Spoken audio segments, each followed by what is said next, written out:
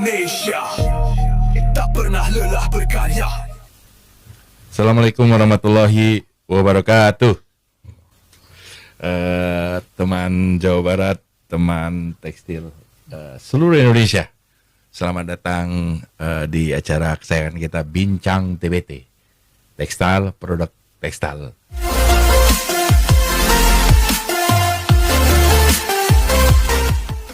Datang nih Pak Afdan di podcast kita.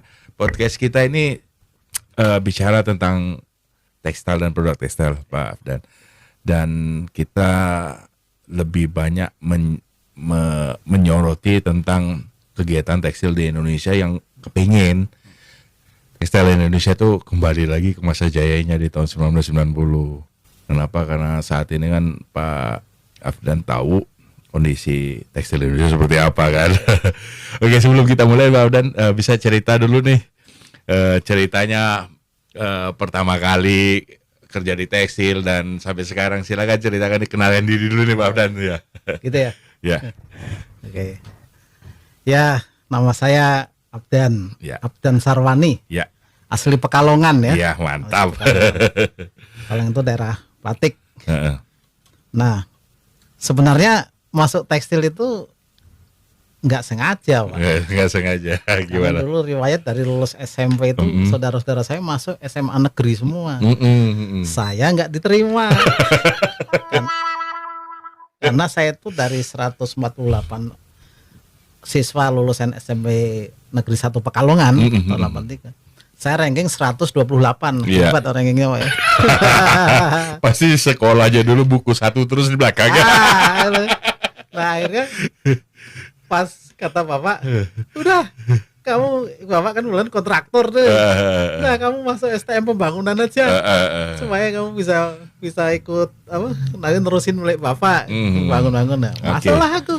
Tak pikir namanya STM pembangunan itu jurusan bangunan, jurusan sipil. Ternyata pas daftar pilih jurusan, ternyata ini kok jurusan tekstil semua. Iya. Ya mas, akhirnya kata Pak, ya udah jalan aja, udah terlanjur, nggak sekolah kata itu. Ya karena memang dulu kalau nggak salah satu-satunya tekstil sekolah, maksudnya sekolah menengah tinggi itu tekstil di Pekalongan ya. Iya, STM Pembangunan Pekalongan. Nah, saya jalanin. Ternyata programnya 4 tahun Pak, bukan 3 tahun. Lah, yang paling menyiksa pas di tahun keempat, tiap ketemu teman SMP, dia bilang gini, lo nggak lulus ya. Dan kamu itu di STM aja kok blok banget sih, nggak lulus. Yang lain udah diterima tuh. Oke. Di banyak yang kuliah tuh di SMA Negeri Pekalongan kan rada keren waktu itu. Iya, ya. benar. Ya di UI, di ITB, di UGM, pokoknya lah mungkin 60%, 70%. Nah itu. Aku STM sendiri. Oke. Aduh. Nah, akhirnya ya wes tak jalanin masuk tekstil lah. Pas lulus kata bapak, gimana kamu mau kerja di pabriknya atau mau gimana?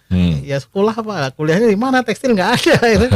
Masuklah teman-teman tanya senior, oh dulu di ATB jadi ATB. Unbar ya. Iya betul. Masuklah situ Pak. Itu. Jadi masuk ATB terus melanjutkan ya. Iya. Berarti angkatan berapa tuh waktu ada ATB? Masuk tahun 87 jadi masuknya. Ya angkatan Itu. 87 ya. Pilih jurusan namanya, ya bukan sombong ya, namanya anak STM tekstil masuk ke Unbar atau ATB. Gampang. Dosennya aja kalah mungkin Pak. Yes. Setuju sekali. Saya. Karena memang hanya reputasi di universitas Kan, itu. STM habis ngelotok, spinning, weaving. Karena STM tekstil itu kan peralatannya melebihi pabrik Pak. Betul. Pabrik. Ya Pak Yayat Ruki kalau nggak salah teman saya itu ada di ATB itu. Itu Pak Yadri kenal itu anak ATB itu. Cukup terkenal di ya juga kan lama dia. Terus setelah itu Pak.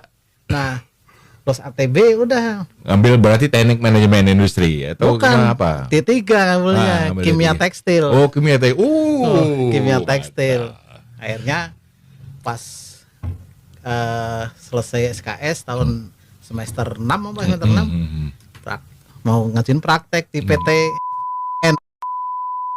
cukup terkenal baru kan itu waktu itu ya, masih 2 tahun 3 tahun lah. Nah, maksudnya mau praktek kerja. Ajak ngobrol sama manajernya waktu itu almarhum Pak Benyamin sama bagian personalia. Itu ngobrol, diskusi tentang tekstil, tentang proses, tentang apa. Habisnya sampai harusnya tadinya maling setengah jam, jadi 3 jam. Sampai makan duhur, udah makan aja dulu dan habis makan nanti kita ketemu lah. Habis makan diajak ketemu, begini personalia ngomong itu, Pak, Mas, kalau nggak usah praktek kerja, Langsung kerja. masuk kerja aja langsung. Pas ditanya lebih ngelotok ya. Lah, akhirnya ditanya, lah terus saya kita harus selesai kuliah Pak. Ya gampang, soal praktek kerja nanti setelah 3 bulan dikasih surat keterangan aja. Kerja lah. Gitu. Kerja sampai 8 bulan aja terus setelah lulus. Saya kan belum selesai menyelesaikan sidangnya. Harus bikin ya. Ya saya keluar Pak, saya mau menyelesaikan sidang. Nah, pas sidang, sidang yang uji malah Pak Dekannya tuh Pak Dahlan itu. Dia Pak Dahlan ngomong gini, kan kamu ngebohongin aja tuh. Bohongin mana Pak? Aku tahu kamu nggak praktek kerja, kamu kerja. Tapi kan laporannya jadi Pak. Akhirnya selesai sidang, lulus, namanya ya Gusti Allah Bang sayang mungkin kita itu. Keluar sidang itu ketemu dulu namanya Pak Joni ya. Oh, itu kan anak salah satu anak pemilik Daltek. Gitu. Dia tanya, saya bilang, halo bos gitu kan. Saya bilang gitu, dia, weh, habis sih Pak Joni itu angkatan saya 2 tingkat di atas saya. Oke, berarti tahun 85. 85 atau 84 saya lupa. Dia habis sidang dan iya Pak. Terus? Ya enggak terus nyari kerja lah. Enggak kerja kamu? Enggak. Oh, mau enggak kerja? Ya mau lah ya benar kan. Bikinin kasih kertas aja dikit. Terus nih besok bawa ke Daliatek. Semaria gitu lah. Kita bawa sana. Belum bikin lamaran tuh, cuma surat aja. 3 hari kemudian suruh kerja. Kerja Pak, belum bikin lamaran. Luar biasa. Kerja udah observasi segala macam. Setengah bulan terus diajak ke ruangan lab. Saya bilang, Pak itu kok sama manajer kan itu kok banyak kotak-kotak besar-besar apa itu banyak gitu. Itu alat pengujian tekstil dan kok nggak dia operasikan, belum ada yang ngerti katanya. Wah, itu apa itu dulu, Uster atau apa? Komplit Pak, alat Komplit. pengujian tahan sobek, tahan jebol, tahan warna, tahan asam, tahan basah, tahan sinar semuanya. Ilmu STM keluar. Nah terus kenapa? Iya udah nyari. Oh gitu. Coba lihat katalognya. Bisa nggak kemudian? Enteng mah gitu. Ya wes kamu jalan ini, saya terus jalanin, saya minta staff berapa orang, saya sun, kamu perlu berapa lama? 2 bulan 3 bulan cukup untuk nyusul manual kan. Mulai mau ekspor ke, karena menjual pakai bendera kan waktu itu Jepang, jadi dianggap produksi Jepang, jadi harus ketat. Jadi begitu jadi saya bilang 3 minggu waktu itu jadi oke, terus tak presentasikan di depan manajemen, di depan expertnya yang dari Jepang, ini ngobrol tentang ini. Dia bilang oke, deal. Terus dicoba di ini, kirim sampelnya ke Eropa, ke Amerika, ini oke, dan wes. Nah habis dari situ udah jadi ini, baru sejak itu saya jadi kepala riset and developmentnya PT Daltek. Nah tiap ada pengiriman ke Jepang saya selalu diikutkan. Ya gitulah. Berapa tahun dulu di mana di Daltek ya? 6 tahun. Lama? 6 tahun. Nah, memang dari mesin Jetting 4 sampai keluar itu 28. Cuma ya sebenarnya enak, dari sana saya sering keluar negeri. Banyak ilmu tambahan lah ya, Pak. Gaji ya di atas rata-rata. Ya rumah ya dikasih gitu. Iya. Nah, cuma lama-lama namanya pabrik makin settle, makin bagus itu makin pelit. Wes, akhirnya saya keluar aja wes. Pas keluar ketemu sama dulu Pak Benyaminnya udah pindah ke Pan Aceh. Gitu ya. Pak Ben ya. Pak Ben. Sama staff ini teman saya. Terus dia bilang, udah dan masuk aja ke sana. Ya masuk lah. Masuk ngobrol langsung kerja. Itu baru 3 bulan kemudian saya ditanya sama personalia. Pak Abdan perasaan belum masukin lamaran. Padahal udah kerja di gaji. Nah karena istri saya udah nikah waktu itu, istri saya sudah mulai dagang karena saya tidak ingin istri saya itu ikip. Udah ditawarin jadi guru, mau diangkat pakai negeri, sendiri suruh ngajar. Saya bilang nggak usah lah Bu, saya nyari istri kan bukan untuk cari duit, untuk melayani saya. Kalau saya nyari istri yang cari duit, ngapain di Bandung lebih cantik-cantik, lebih enak. Tapi lama-lama kan dia jenuh, akhirnya dia wis dagang aja. Dagang betul, alhamdulillah jalan. Masuk Pan Aceh ya, 6 bulan sampai 7 bulan gaji nggak saya ambil. Karena istri saya ngomong, Mas itu gaji Pan Aceh nggak usah diambil. Nah terus pakai duit ini aja, untuk nabung aja. Tapi saya akibatnya dipanggil personalia, karena personalia dikomplain sama bagian pusat keuangan. Kenapa gak diambil gitu? Ini karyawan ini ada nggak? Biasanya kan namanya karyawan kan kalau gaji masuk rekening jam 8, jam 9, jam 12 sudah ngantri di bank ya. Ini kok nggak ada utuh gitu. Uang sugih gitu. Akhirnya udah ambil aja dari. Ya wes ambil. Wah, alhamdulillah. Berapa tahun nih Pak di situ dulu? 4 tahun. 4 tahun juga? Iya 4 tahun. Oke. 4 tahun. Sempat berarti di persiapan atau Nggak, di processing. Processing. Iya, dia research and development. Oh iya. Saya ingat pangkat saya itu kan cuma sampai tahun berapa di Panasia dulu Pak? awal 2001. Awal 2001. Dari 97. Terakhir berarti. Iya. Oke. Ya. Cuma kan saya pegang research and development ini kan ya jadi saya terapkan ilmu-ilmu dari kan beda teknologi. Panasia kan itu dulu kebetulan saya juga di salah satu tekstil juga kan. Dia salah satu-satunya perusahaan yang sudah menerapkan SAP dan online system di weaving ya, benar nggak? Oh iya. Secara computerized gitu loh. Iya. Setelah di Panasia selesai tahun berapa itu Pak? Akhir 2001.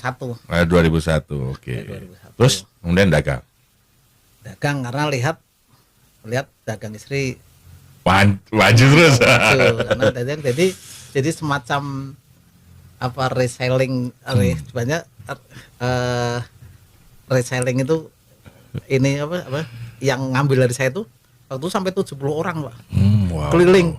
Jadi udah keliling udah ngambilnya dari saya semuanya. Oke. Sebentar saya coba resume dulu. Coba teman-teman Jawa Barat, Insan Tekstil Indonesia, Pak Afdan tadi cerita bahwa dari STM baru praktek saja sudah ada yang butuh tenaganya. Iya. Belum lulus loh. Kemudian setelah lulus belum apa-apa sudah ditawarin masuk satu perusahaan yang sangat besar. Sampai 6 tahun.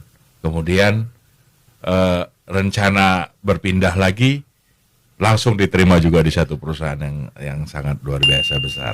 Nah, ini bukti bahwa tekstil zaman tahun 90-an itu sangat luar biasa dan kita sebagai sarjana tekstil bangga banget Pak, bener nggak? Iya.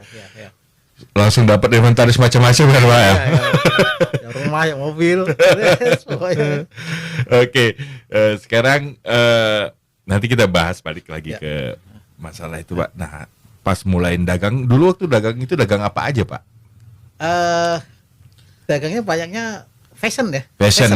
Berarti di garmennya ya. Garment. Jadi kadang-kadang saya ngambil dari Pekalongan, makan baju ya celana ya sarung ya macam. Kemudian stok lot pabrik yang dari garment kan biasanya garment kalau bikin ada kelebihan 5% atau 10% untuk nutup supaya yang cacat-cacat yang sedikit-sedikit itu saya. Dulu sebulan berapa piece Pak? Zaman dulu banyak, wong saya spray aja 5.000 piece. Hanya spray. Ya ampun. Jadi keliling, orang tuh ngelilingin. Ya. Dulu malah pembeli mencari penjual, betul. Iya, betul penjual. Wah, luar Gitu. biasa. Waduh, benar-benar Pak. Jadi nggak kebayang deh kalau tahun 90-an itu kita seorang tekstil itu ya wis kayak priayi itu. Dagang dicari orang gitu. Iya, gitu. Terus punya ilmu, sekolah tekstil dicari orang, terus nikmat itu. Dan Bapak dulu 100% jual produk Indonesia kan? Produk Indonesia. Iya. Kalau Iya. sekarang gimana, Pak? Sekarang Maksudnya dibandingkan zaman dulu bisa jualan, oh sekarang kelilingnya lebih susah atau lebih gampang atau cari pembeli lebih gampang, gimana Pak? kalau untuk posisi saya, Ya. Cerita Bapak aja. Saya tuh hanya sekarang kan dagang saya tuh hanya menyediakan jaringan toko kan. Iya, betul. Dulu betul. orang produsen itu pada masukin ke saya. Wah, Habis saya jual, langsung kayak habis. konsinyasi gitu ya. Bukan beli putus. Oh, beli putus, Tapi oke. jangka waktu 2 bulan, 3 bulan Oke. pakai BG itu loh. Oke, BG dari itu.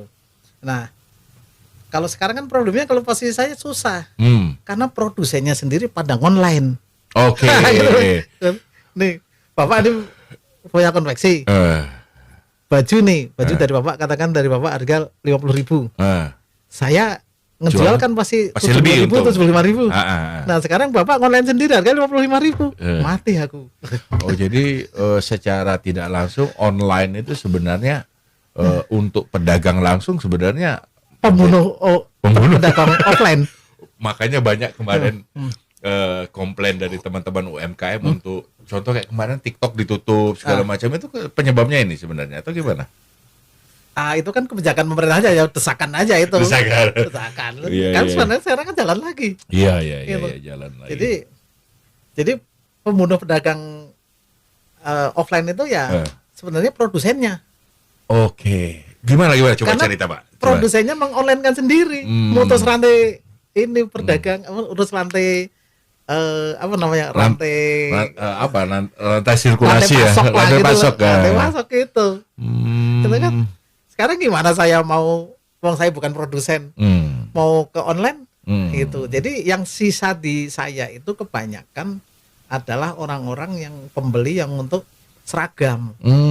Oke, seragam itu tidak bisa tergantikan karena volume atau gimana? Karena rata-rata yang beli online itu kan rata-rata kalau hanya beli sepotong 2 potong. Gitu Ya, ya. betul.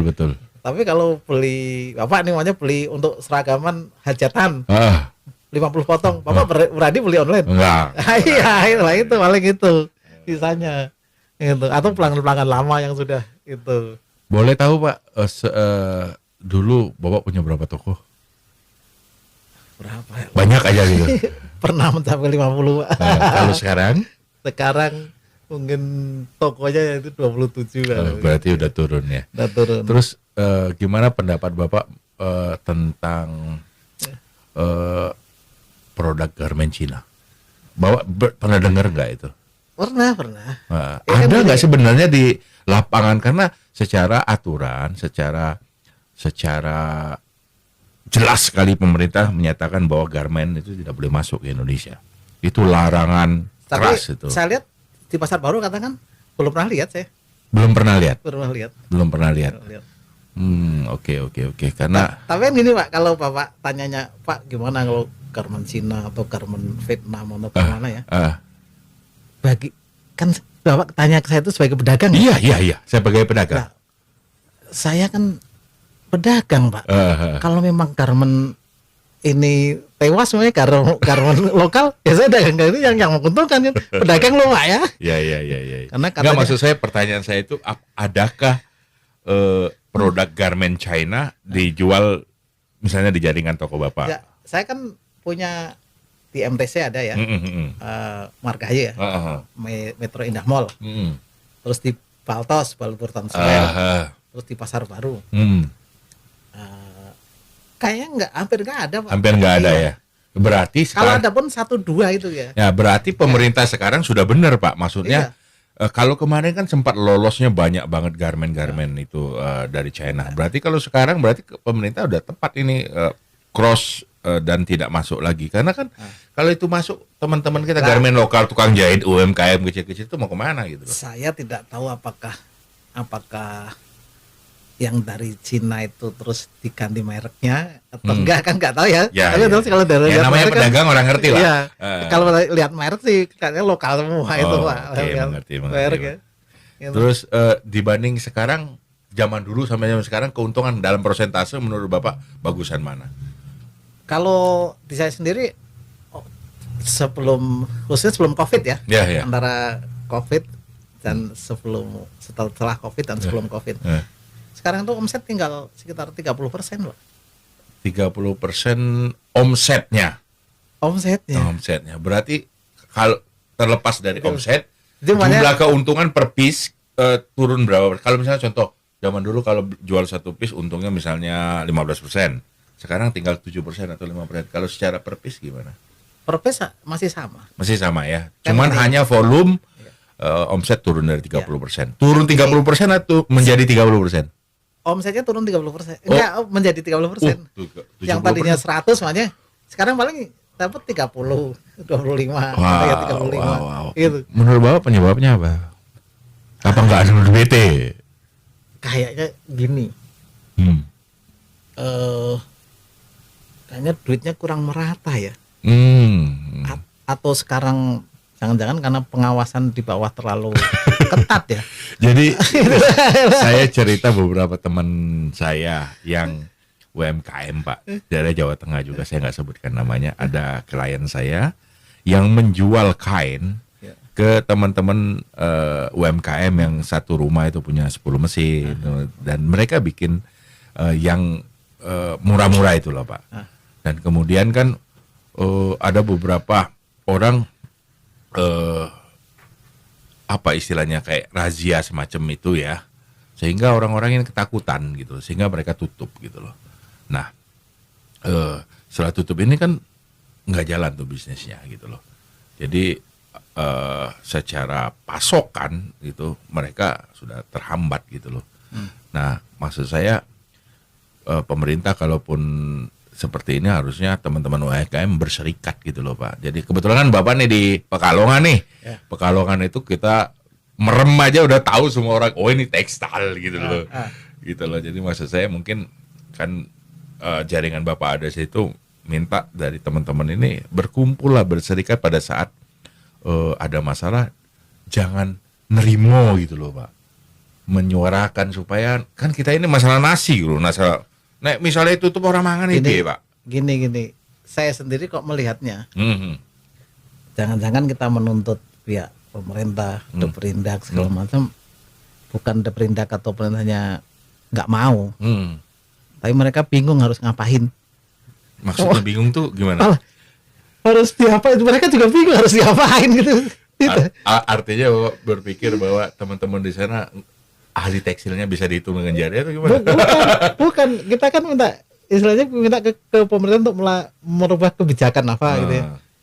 Enggak, Nah. maksudnya minimal loh kita ini cuman kerja sesuap nasi, jahit hari ini dapat uang untuk makan hari ini gitu. Ya Mbok ya, nggak usah dikejar-kejar ketat kan. SNI ini mereka dengan beralasan SNI gitu loh.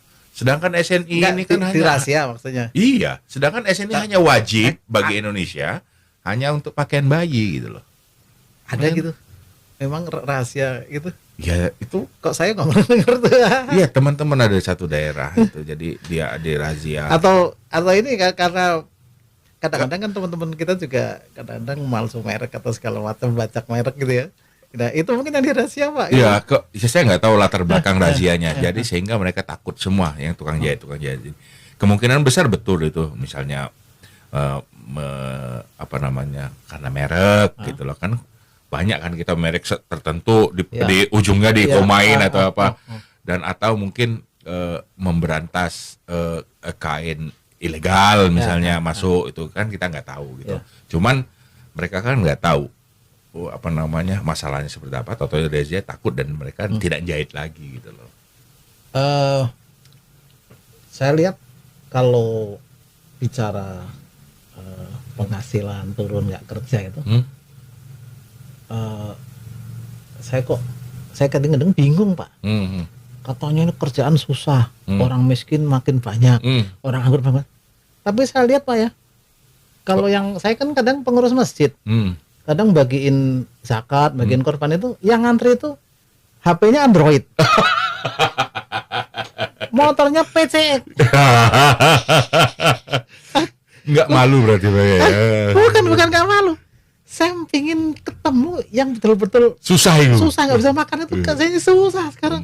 Jadi ini menurut saya nih, Ya, ini. kok kayaknya kalau kita bicarain apa kondisi ekonomi, kondisi yang ini kok ada susah sekali. Saya itu termasuk kaum yang melihatnya kok aneh gitu loh. Masih makan lah. Mereka masih standar miskin itu apa, susah itu apa, kan kita nggak lah. Kalau bilang tak lihat sepatunya pun sepatu bagus-bagus Pak. jadi Bapak pengen ngomong bahwa selama di tekstil teman-teman itu sebenarnya kalau bicara tentang makan pasti makan. Pas makan. Sejahtera pasti sejahtera lah. Karyawan saya lah ya, karyawannya di toko nih ya, di toko. Kita lihat ya kalau diukur penghasilan gaji toko segala macam, ya nggak layak. Iya nggak? Oh, mereka paling gaji 2 juta gitu ya, paling 2 juta ya karena bosnya nggak bisa gaji lebih-lebih. Tapi tak lihat ya itu Pak, tak lihat kalau di status mereka lagi refreshing nih di diskotik, lagi kafe lah. Saya bilang kamu ngomong susah-susah tapi iya Pak, masa stres Pak itu. Ya, tapi HP-nya juga bagus-bagus. Nah terus sekarang mau tanya saya ke para ahli-ahli yang ahli ekonomi kok katanya angka kemiskinan absolut di Indonesia itu parah gitu. Tapi flexing jalan terus. Flexing jalan terus. Nah, jadi saya termasuk yang tidak terlalu setuju kalau kan kadang-kadang akhirnya kan berkembang membandingkan negara kita dengan negara Jepang, Eropa. Beda ya, beda. Saya bilang Beda klaster. maksudnya begini Pak, lah kok kata siapa di Jepang enggak? Saya kan waktu 2000 terakhir ke Korea itu 2018, 2018 piknik kan. Guide saya itu lulusan S2 di Korea Pak. S2 jadi guide Korea, wajib militer 2 tahun. Dia kuliah lagi D3 bahasa Indonesia di UI Depok. Pulang ke Korea jadi guide. Asistennya tukang foto S1 di Korea. Tak tanya, ngobrol akhirnya. Dia tunjukin tuh Pak, tukang parkir, tambal ban Korea itu S1 semua Pak. Sekolahnya tinggi, S2 juga banyak. Dan generasi. Nah terus penghasilannya kan tinggi kalian. Penghasilan rata-rata antara 5.000 sampai 10.000 won kan ya. Ya kalau diuangkan di sini sekitar 70 juta sama ini.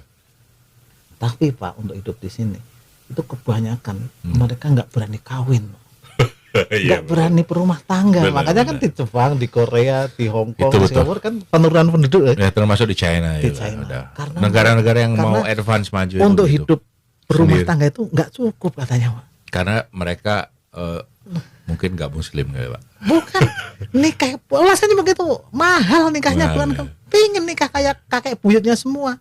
Kalau kakek buyutnya kan pada nikah, pada ini, pada rumah tangga. Mereka udah takut duluan, takut punya anak, biaya tinggi. Saya bilang ke istri saya, Bu, di kita tukang beca, istrinya ada yang 2 Bu. Maksud saya tukang beca saya baru 1 loh Bu. ya kan gitu lah. Jadi kita bicara, saya bilang ke teman-teman, teman-teman yang di WA yang suka membandingin negara kita itu berarti nggak pernah piknik. Yang namanya Amerika, Inggris, Yunani aja bangkrut Pak ya. Iya betul. Gitu. Betul. Itu gelandangan banyak gitu. Ya kan dalam satu sistem kan nggak mungkin semua bagus, semua jelek, semua ada sisi-sisi. Ada yang menarik nih. Saya pertama kali 91 ke Jepang tahun 91 ya, masih bagus-bagusnya. Ada cleaning service, perempuan, naiknya Starlet. Saya bilang ke bos saya, bos, cleaning service Starlet. Hmm. Aku kepala bagian. Masa zebra bos? Ya akhirnya, wah kamu itu Jepang. Nah akhirnya setelah beberapa minggu sana akrab sama ini kepala regu Pak. Kepala regu tahun 91 92 itu saya diajak dari Komatsu Seiren itu menuju Kyoto ke Fukui gitu. Ayo jalan-jalan gitu. Pajero Pak. Zaman dulu wis Pajero. Pajero padahal baru 96 masuk ke Indonesia. Mandor iku, Pak. Mandor. Luar biasa tekstil zaman dulu Nah, ya. Saya kan terkagum-kagum Pak. Nah, ketika orang-orang rombongan Jepang Pak berkunjung ke Bandung, saya ajak jalan-jalan lah Pak. Dia minta, Mr. Abdan, ajak dong saya ke tempat-tempat tinggal karyawan sini. Saya ajak tempat tinggal Pak. Sama ini ke Ciparai, ke Majalaya, ke itu. Kan rata-rata karyawan dulu pada punya rumah Pak ya. Betul. Punya rumah walaupun kecil. Betul, itu betul. Kaget dia. Wih, itu di pabrik apa? Operator. Wih, operator punya rumah. Kaget dia. Kita manajer gak punya rumah. Ini Ya udah, itu. jadi emang satu-satu Pak itu. Jadi saya bilang kan teman jangan membandingkan negara itu karena betul. ada plus minusnya di segi apa gitu loh. Oke. Daerah Pekalongan nih tempat Ya, Bapak nih kan terkenal sama konveksi dan batik gitu. Bapak melihatnya dulu sampai sekarang seperti apa sih, Pak? Perbedaannya. Sekarang kan pasti mereka aktif terus gitu loh karena berhubungan sama income dan feeding untuk keluarga kan. Sekarang posisi teman-teman yang jualan batik itu perbedaannya dari sama tahun 90 itu apa, Pak? Jadi tak lihat istilahnya ada pergantian Generasi, ya. Generasi saya sudah mulai stuck turun gitu loh. Tapi tak lihat generasi umur anak saya banyak yang kaya Pak. anak muda Bisnis yang sama yang dipegang sama, bapaknya. bisnis sama. Oke. Atau bahkan dulunya yang bapaknya karyawan, tukang cap, tukang lorot, sekarang anak-anaknya itu Bisnis itu Bisnis, semua dan iya. di batik itu semua. di batik, di konveksi sana kan konveksi ya batik, ya konveksi jin, konveksi baju-baju biasa, kemeja itu. Itu jadi mereka jadi tidak bisa kalau ngukurnya nanyanya sayanya hanya melihat saya tok ya pasti sekarang susah ini. Itu sama kejadian ketika saya tanya ke kakek saya, Pak. Mbah, zaman paling enak zaman apa? Zamanku, karena aku masih muda. Kata mbah saya, Zaman Soekarno, karena aku masih muda. Zaman Soekarno dan katanya susah zaman lama itu. Kata siapa? Aku dulu zaman Soekarno makan jagung, makan segala macam enak. Itu. Nah sekarang, aduh, nenekmu dulu masih seger. Tidak. Dan sekarang gitu waktu zaman Habibie saya tanya, zaman Habibie susah semua kan. Nenekmu udah peot, makan dah ini. Kayak gitu loh. Nah kira-kira kalau saya melihatnya begitu. Kalau konveksi sekarang mau batik itu yang bagus banget. Mungkin kalau pemain yang dulu ya udah mulai turun karena generasi penerusnya nggak terlalu konsentrasi karena sudah biasa sih Pak. Generasi pertama kan membangun sukses, nah, generasi kedua menikmati, generasi ketiga kan menghabiskan biasa. Nah yang bekas karyawan naik gitu kan. Ini. Berarti secara ekosistem sebenarnya mereka itu tetap ya, cuman berganti rupa. Dan tapi tetap bisnis tekstil itu tetap menjanjikan di daerah Pekalongan. Menjanjikan, tak lihat kenapa kalau tak bilang tidak menjanjikan, itu konveksi masih jalan semua, batik ya tetap jalan, cuma pindah tadinya di tempat ini, sekarang di tempat ini itu, ini kan gitu.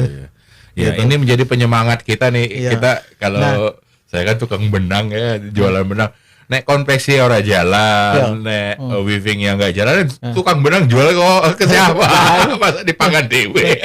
Nah, yang masalah itu kadang-kadang yang supplier benang, kain, masalah bilang, Pekalongan sepi karena dia tidak berpindah posisi tempat. Dia menyangka orang ini wis bangkrut selesai gitu. Selesai. Akhirnya gitu loh. Padahal di tempat yang lain naik. Oke, mengerti. Gitu loh. Ya, benar. Nah, makanya memang salesnya kayaknya kurang gerak. Nah, saya kan ngukurnya cuma kalau nongkrong di pinggir jalan aja Pak. Kalian nggak ada mobil jelek sekarang. Betul. Walaupun kredit Ya nggak tahu lah. Kan masalah cara mendapatkan itu masalah lain Pak. Yang penting dia mampu mendapatkan gitu. Iya, Gitu. iya, benar. Iya. Ya, kan sekarang ini pernah baca nggak di berita bahwa banyak pabrik tekstil bangkrut. Ya terbesar di Jawa Tengah lah. Iya, Gitu iya. loh. Menurut Bapak masalahnya apa sih itu? Gitu loh. Orang-orang kayak gitu kan secara Bapak tadi jelasin. Secara bisnis sebenarnya masih di sana dan masih menguntungkan gitu loh. Lah kok iki pabrik segede gajah, segede gaban kok bangkrut iki piye, Pak? Dulu, Apa gara-gara dulu ketika ya tidak harus tekstil. Ya. Saya aja lah saya. Ketika mulai bisnis kan mungkin dapat kucuran dari bank. Katakan 1 miliar lah. Gitu. Iya. Saya pakai ini untuk usaha Membangun jaringan. dedek. Beban saya ke bank kan hanya 1 miliar. Iya, betul. Jalan nih. Yes. Jalan terus. Nah, ketika jalan banknya kan datang lagi. Nawarin lagi. Top up Pak ya. Oke, mengerti. Nah, top up saya katakan dikasih lagi 2 miliar. Tak beliin yang lain. Aset katakan. Oke. Aset tanah atau apa atau usaha lain lah gitu ya. Sementara sumber untuk menutupnya tetap dari Tetap yang sama. itu Oke. sama. Ya lama-lama kan Oke, pabriknya. Sementara dihantam Covid kan turun juga ya. Oke. Nah, mengerti. sementara dulu mungkin penghasilan katakan untuk nyicil bank katakan sebulan 100 juta lah yang kecil ya. Jadi 10 juta. 200 lagi. Sekarang 200 sementara Top up. penghasilannya hanya untuk nyicil 100 juta.